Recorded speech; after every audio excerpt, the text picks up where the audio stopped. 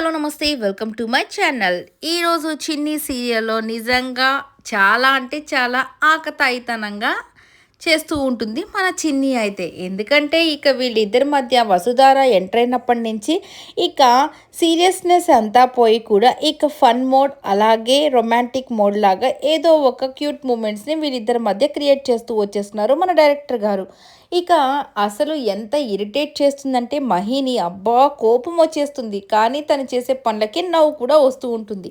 ఇక అసలు ఈరోజు ఏం జరిగిందో చూసేద్దాం. ఇక మహి అయితే ఇంట్లో కూర్చొని వాళ్ళ మమ్మీ పాలు తీసుకొనొచ్చి తీసుకొచ్చి ఇచ్చి ఇదిగో నాన్న తాగు అని చెప్పి చెప్తూ ఉంటే సరే పాలు తీసుకొని తాగుతున్న టైంకి తనకి పొలం మారుతుందనమాట. ఇక పొలం మారేసరికి ఇక వాళ్ళ మమ్మీ ఎంత కంగారు పడిపోతుందో అంటే తన కొడుకు మీద అంత ప్రేమ ఉంది నాగవల్లికి. ఇక దాంతో ప్రమీల గారు అంటే వాళ్ళ పెద్దక్కొచ్చేసి ఏంటి ఎవరో తలుచుకుంటున్నట్టున్నారు. అందుకే మన మహిబాబుకి పొలమారింది అని చెప్పి చెప్తూ ఉంటుంది. ఇక అక్కడ లోహిత అలాగే శ్రేయ వాళ్ళ అమ్మ ఇక అందరూ అక్కడే ఉంటారు. ఇక దాంతో శ్రేయ వాళ్ళ అమ్మ వచ్చేసి మనమంతా ఇక్కడే ఉంటే ఎవరు తలుచుకుంటారు మహిని, ఇక తనకెందుకు పొలమారుతుంది, ఏదో నార్మల్గా పొలమారుంటుందిలే అని చెప్పి అనుకుంటుంటారు. ఇక నోరు మూసుకొని ఉండకుండా లోహిత ఏదో ఒకటి అంటూనే ఉంటుంది కదా. అవును, ఇక ఎవరు తలుచుకుంటారులే ఫస్ట్ వచ్చి తన మనసులో అనుకుంటుంది ఇంకెవరు తలుచుకుంటారు, ఆ మహాతల్లి ఆ చిన్నియే తలుచుకుంటూ ఉంటుంది, అందుకే ఇలా పొలమారిందేమో అని చెప్పేసి అనుకుంటూ ఉండగానే ఇక ప్రమీల వచ్చేసి మళ్ళీ అవును వాళ్ళు చాలా గట్టిగా తలుచుకుంటున్నట్టున్నారు, అందుకే ఇంతసేపు పొలమారుతూనే ఉంది అని చెప్పేసి అనుకుంటూ ఉంటారు. ఇక దాంతో లోహిత కాముకుండకుండా అవునా ఆంటీ, మీకు చెప్పారా వాళ్ళు ఎవరైనా వచ్చి మేము తలుచుకుంటున్నామని, అయినా మీరు ఎందుకో ప్రతిసారి ఆ చిన్నీని కావాలని గుర్తు చేస్తున్నట్టున్నారు, మీ ఉద్దేశంలో చిన్ని తలుచుకుంటుందనే కదా మహిని, అందుకే తనకు పొలమారిందని చెప్పి మీరు అంటున్నారు కదా అని చెప్పగానే నేను అలా అనలేదమ్మా అని చెప్పి అంటుంటే మాకు బాగా తెలుసా ఆంటీ, మీరు కావాలనే ఆ మహాతల్లిని గుర్తు చేయడం కోసమే, అలాగే ఆ మహాతల్లిని మళ్ళీ తిరిగి ఇంటికి తీసుకురావడం కోసమే మీరు తన పేరుని ఇక్కడ గుర్తు చేస్తూ ఉన్నారు కదా అని చెప్పి అంటూ ఉంటుంది. అయినా కానీ మీకు ఆ మోసగత్త అలాగే ఆ మోసం చేసిన దాన్ని ఇంటికి తీసుకొచ్చి మళ్ళీ మహితో కలిపి తను కాపురం చేయాలని మీరు ఎలా అనుకుంటున్నారా ఆంటీ, అయినా మీకేం తెలుస్తుందిలేండి, మీకు పెళ్ళా పెటాకులా, మీకు పెళ్ళి లేదు కాబట్టి దాని విలువ తెలీదు, అలాగే అది చేసిన మోసం గురించి ఆ భర్త పడే బాధ గురించి వీటన్నిటి గురించి మీకేం తెలుస్తుంది అని చెప్పేసి పాపం వాళ్ళ పెద్దక్కనైతే అంటుందన్నమాట ప్రమీల గాని. ఇక తనైతే కొద్దిగా బాధపడుతూ సరేలేమ్మా నేనేం అనలేదులే అని చెప్పేసి కొద్దిగా పాపము బాధపడుతూ ఉంటే ఇక నాగవల్లికి కోపం వచ్చేసి ఇక నోరు మోయ్ షటప్ అని చెప్పేసి లోహిత్ అయితే తిడుతుందనమాట. ఇక దెబ్బకి భయపడిపోయి ఏంటంటే నేనేం చేశానంటే నోరు మూసుకో, నీకు మా పెద్దక్క గురించి ఏం తెలిసే, అసలుకి తను ఎందుకు పెళ్లి చేసుకోలేదో తెలుసా, అసలు తను ఎందుకు ఇలా ఉండిపోయిందో తెలుసా అంటే నాకు తెలియదు అంటే తెలియకపోతే నోరు మూసుకొని ఉండు, అంతేకాని ఇంకొకసారి పెద్దక్క గురించి ఏదైనా మాట్లాడావంటే తోలు ఒలిచి చేతులు పెడతాను, అయినా నీకేం సంబంధమే, తను ఏం మాట్లాడితేను పెద్ద చిన్న ఏమీ లేదా, నీకు అసలు ఎవరితో ఎలా మాట్లాడాలో తెలీదా అని చెప్పేసి లోహితకి బాగా గడ్డి పెడుతుంది. ఇక దాంతో భయం వేసిపోయిన లోహిత సారీ ఆంటీ సారీ అంటే నాకు కాదే సారీ చెప్పాల్సింది, మా పెద్దక్కకు సారీ చెప్పు, ఇంకొకసారి ఇలాంటి మాటలు కానీ మాట్లాడావంటే అప్పుడు నీ సంగతి చెప్తాను అని చెప్పి చెప్పగానే సారీ ఆంటీ అంటే ఇక ప్రమీల గారు వచ్చేసి పర్వాలేదులేమ్మా అని చెప్పేసి అంటది. ఇక నాగవల్లి వచ్చేసి ఇంట్లో అందరికీ చెప్తున్నాను, ఇంకొకసారి ఆ చిన్ని పేరు ఇంట్లో వినిపించకూడదు, సో ఆ చిన్ని వల్ల నా కొడుకు ఎంత బాధపడి ఇప్పుడిప్పుడే తన మాయలో నుంచి బయటపడి తన మనసులో నుంచి తనని తీసేసి కొద్దిగా డైవర్ట్ అవుతున్నాడు, మళ్ళీ ఆ పేరుని తీసుకొచ్చి ఎవరైనా తనని కానీ ఇబ్బంది పెట్టారంటే మాత్రం అస్సలు నేను ఊరుకోను, అందరూ ఈ విషయాన్ని బాగా గుర్తుపెట్టుకోండి అని చెప్పేసి వార్నింగ్ ఇస్తుంది అనమాట. ఇక దాంతో అందరూ అక్కడి నుంచి వెళ్ళిపోతారు. ఇక దాని తర్వాత దేవా వచ్చేసి ఆ డ్రింక్ చేస్తూ ఈ ఈ మహి కానీ ఈరోజు కానీ రాకపోయింటే ఆ చిన్ని ఆ బాలరాజు సంగతి ఇద్దరి గురించి చెప్పుండేదాన్ని, ఇద్దరిని చంపేసి పక్కన పడేసి నాకు ఈ టెన్షన్ పోయిండేది, అనవసరంగా వీడు మహి వచ్చి అంతా చెడగొట్టాడని చెప్పేసి అనుకుంటూ ఉన్న టైంకి పాపము మహి మాత్రం ఎంత మంచోడో కదా, వాళ్ళ నాన్న డ్రింక్ చేస్తూ ఉంటే అయ్యో నా వల్లే పాపం మా నాన్న ఎంత బాధపడ్డాడో కదా, దానివల్ల తాగుతున్నాడేమో, ఆ చిన్ని చేసిన పనికి మర్చిపోలేక తాగుతున్నాడేమో అనుకొని తీసుకొని వాళ్ళ నాన్న దగ్గరికి వచ్చేసి సారీ డాడీ అని చెప్పి చెప్తాడు. ఎందుకు నాన్న నువ్వు సారీ చెప్తున్నావంటే, నా వల్లే కదా నాన్న ఇదంతా. నేను గాని ఆ చిన్నిని ప్రేమించకపోయింటే, తన మెడలో తాళి కట్టకపోయింటే నీకింత బాధ ఉండేది కాదు కదా! తను మాట్లాడిన మాటల వల్లే కదా నువ్వు ఇంత బాధపడి డ్రింక్ చేస్తున్నావు అని చెప్పగానే, అదేం లేదులే నాన్న అని చెప్పి మాట్లాడుతున్న టైంకి నాగవల్లి కూడా అక్కడికొస్తుంది. ఇక నాగవల్లి వచ్చేసి సారీ మమ్మీ, ఇక మొన్న చూస్తే ఏమో ఆ శ్రేయ నిశ్చితార్థం అప్పుడు అదే పెళ్లి చూపులప్పుడు అక్కడికొచ్చి గొడవ చేసింది. ఈరోజు చూస్తే మా మా డ్యాడీయే వాళ్ళ నాన్నని కిడ్నాప్ చేశాడని చెప్పేసి నిందలు వేసింది. ఇవన్నీ నా వల్లే జరుగుతున్నాయి కదా మమ్మీ, నన్ను క్షమించండి అంటే, నాన్న నువ్వేమి టెన్షన్ పడకు, నువ్వెందుకు వాటన్నిటి గురించి మాట్లాడుతున్నావు, నేను చూసుకుంటాను కదా, అయినా దాని గురించి ఇంకా ఎప్పుడు మాట్లాడకు, తను నిన్ను ఎంతగా మోసం చేసిందో చూసాం కదా, ఇక నువ్వు దాని గురించి ఆలోచించకుండా తన మోసాన్ని మళ్ళీ తను నీ దగ్గరికి చేరాలని ఎన్నెన్నో ప్రయత్నాలు చేస్తూ ఉంది. కానీ వాటన్నిటి మాయలో పడకుండా నిన్ను నువ్వు జాగ్రత్తగా ఉండు, జాగ్రత్త చేసుకో అని చెప్పగానే ఓకే మమ్మీ అని చెప్పేసి అక్కడి నుంచి వెళ్ళిపోతాడనమాట. ఇక దాంతో నాగవల్లి వచ్చేసి మా బావా ఇప్పుడు మహి చాలా మారుతూ ఉన్నాడు.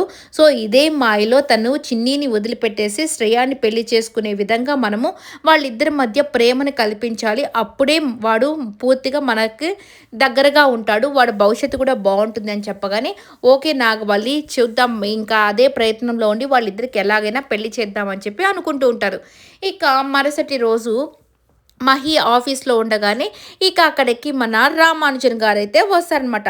ఇక రామానుజన్ వచ్చి బాబు ఈ అసిస్టెంట్ మేనేజర్గా ఒక అమ్మాయి అయితే జాయిన్ అయ్యిందంట అని చెప్పి చెప్పగానే, అమ్మాయా అంటే అవును, ఆ విశ్వప్రసాద్ గారు నేను ఒక క్యాండిడేట్ని, ఒక అబ్బాయిని, మంచి ఎక్స్పీరియన్స్ క్యాండిడేట్ని పంపించాను ఇంటర్వ్యూ కోసం, కానీ అతను ఆయనే సెలెక్ట్ చేయకుండా ఎవరో ఒక అమ్మాయి అంట ఆ అమ్మాయిని సెలెక్ట్ చేశాడు.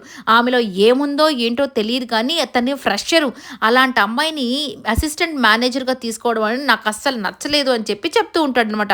ఇక మహి వచ్చేసి ఏంటి మీరు ఇచ్చిన అబ్బాయిని తీసుకోలేదు, ఆ అమ్మాయిని తీసుకున్నారని మీకు బాధ అంటే, అవును అని చెప్పి, లేదు లేదు బాబు అలా కాదు, ఫ్రెషర్ని తీసుకున్నారనేది నాకు కోపం, ఎందుకంటే అసిస్టెంట్ మేనేజర్ అంటే నా అంత ఎక్స్పీరియన్స్ లేకపోయినా ఎంతో కొంత ఎక్స్పీరియన్స్ అయితే ఉన్న క్యాండిడేట్ అయితే బాగుంటారు కదా అని అనుకున్నాను అని చెప్పి చెప్తూ, సరే ఆ అమ్మాయి నిన్ను కలవాలని ఏదో చాలా ఉత్సాహంగా ఉంది, అసలుకి ఎక్కడ కాళ్ళు నిలవట్లేదు, ఆ అమ్మాయిని లోపలికి పంపించమంటారా అని చెప్పి అడుగుతాడు.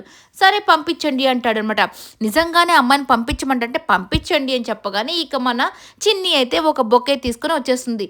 ఇక గుడ్ మార్నింగ్ CEO గారు అని చెప్పి చెప్పగానే, ఏంటి నీ గొంతు ఎక్కడో విన్నట్టుందంటే, మనిషిని పోలిన మనుషులు 7 ఉంటారు కదా, అలాగే గొంతుని పోలిన గొంతు కూడా 7 ఉంటాయేమో సార్ అని చెప్పగానే ఇక ఆ బొకే వచ్చేసి కంగ్రాచులేషన్స్ సార్ అని చెప్పి చెప్పగానే, కంగ్రాచులేషన్స్ ఎందుకంటే మీరు కూడా కొత్తగా డిప్యూటీ CEOగా కొత్తగా జాయిన్ అయ్యారని విన్నాను, అందుకే మీకోసం ఈ బొకే తీసుకొచ్చారని చెప్పి బొకే ఇస్తుంటుంది. ఇక నవ్వుతూ తీసుకున్న టైంకి చీరా చూస్తే చిన్ని అనమాట. ఏయ్ నువ్వేంటే ఇక్కడున్నావు అంటే, నేను ఇక్కడ ఉండకుండా ఇది నా ఆఫీసే కదా అందుకే ఇక్కడున్నాను అని, మరి నువ్వెందుకు ఇక్కడ ఉన్నావంటే, ఇది నా ఆఫీస్ కాబట్టి నేను ఇక్కడ ఉన్నాను అని చెప్పేసి మహి అంటాడు.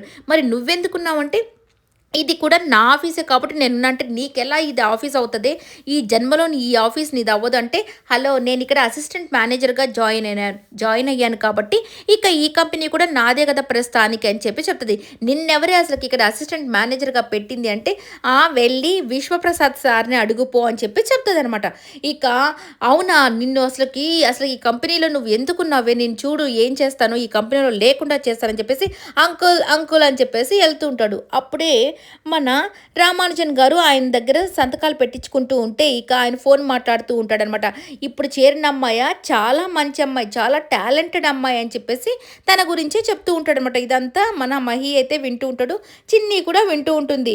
ఆ అమ్మాయిని నేను చాలా టాలెంట్ ఉందని చెప్పి చేర్చుకున్నాను, ఆ అమ్మాయి వల్ల మన కంపెనీకి చాలా బెనిఫిషియల్గా ఉంటుందని చెప్పేసి వింటూ ఉంటాడనమాట.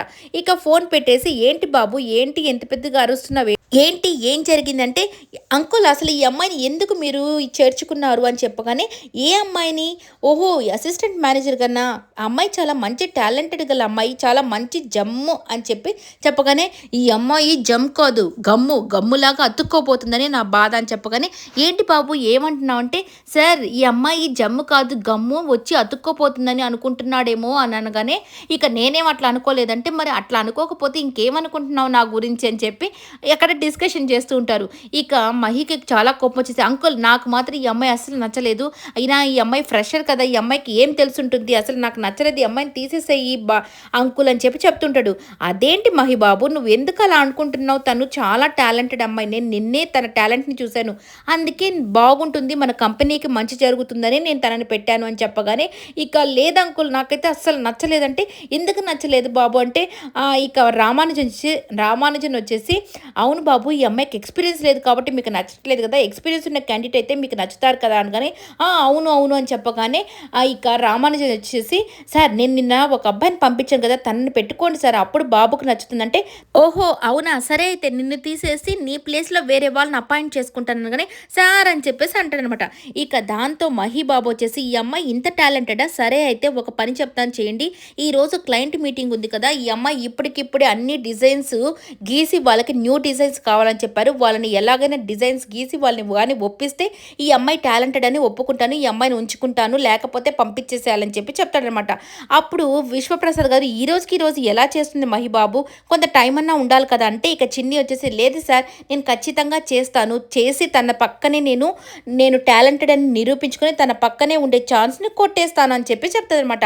అలాగే ఈ ఆఫీస్‌లోనే మా ఆయన కూడా ఉన్నాడు కాబట్టి నేను కూడా ఇక్కడే ఉంటానని కానీ ఇక వీడికి కంగారేసిద్ది.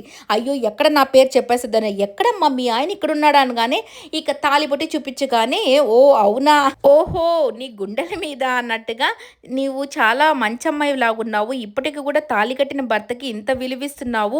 సో, అని చెప్పేసి తనని పొగుడుతూ ఉంటే ఇక మహీకైతే కోపం వచ్చేస్తూ ఉంటుంది. సరే అయితే డిజైన్ త్వరగా పూర్తి చేయి అని చెప్పేసి అక్కడి నుంచి వెళ్ళిపోతాడు. సరే అని చెప్పేసి ఈ అమ్మాయి కూడా వెళ్ళిపోతది. ఇక లోహిత వచ్చేసి ఫోన్ చూసుకుంటూ మురిసిపోతూ కూర్చొని ఉంటది. ఇక నాగవల్లి వచ్చేసి, ఏంటి ఫోన్ చూసుకుంటూ మురిసిపోతూ కూర్చున్నావు? అక్కడ వాళ్ళు వంట చేస్తున్నారు కదా! వాళ్ళకెళ్ళి సహాయం చేయపో మా అక్క వాళ్ళకి అని చెప్పగానే, ఆంటీ నేను రిచ్ కదా ఆంటీ నాకేం వంటలు రావు ఆంటీ. మా అమ్మ నాకు వంటలు ఏమి నేర్పించలేదు. నేను చాలా రిచ్ కూతుర్ని కదా అని చెప్పేసి చెప్తూ ఉంటుంది. అవునా! శ్రేయాని పిలిచి నీకు వంటొచ్చా అంటే, అన్నీ వచ్చా ఆంటీ అని చెప్పగానే, చూడు తను ఒక ఎమ్మెల్యే మేనకోడలైనా తనకన్నీ వచ్చు. నీకు మాత్రం ఎందుకు రాదు? అయినా మీ అమ్మకు ఫోన్ చేయి నేను అడుగుతాను అనగానే, మా అమ్మ వాళ్ళకి ఈరోజు నైట్ కదా ఆంటీ. ఇప్పుడు వాళ్ళు నిద్రపోయింటారంటే, నైటా ఆంటీ? అవును వాళ్ళు అమెరికాలో ఉంటారు కాబట్టి వాళ్ళకి నైట్ ఆంటీ వాళ్ళు పడుకొని ఉంటారు. ఇప్పుడు నేను చేయలేనని చెప్పి ఎస్కేప్ అయిపోతుందనమాట. ఇక ఈ లోహిత పని అయిపోయింది. నిజంగా ఇది పేదింటి అమ్మాయి అని తెలిస్తే అప్పుడుంటుంది లోహితకి అస్సలు జనక పాయల బాజా అనమాట. ఇక నాగవల్లి చేతిలో. ఇలా సరదాగా సాగిపోతుంది. ఈ వీడియో నచ్చినట్టయితే లైక్ చేయండి, షేర్ చేయండి, కామెంట్ చేయండి, సబ్స్క్రైబ్ చేసుకోండి.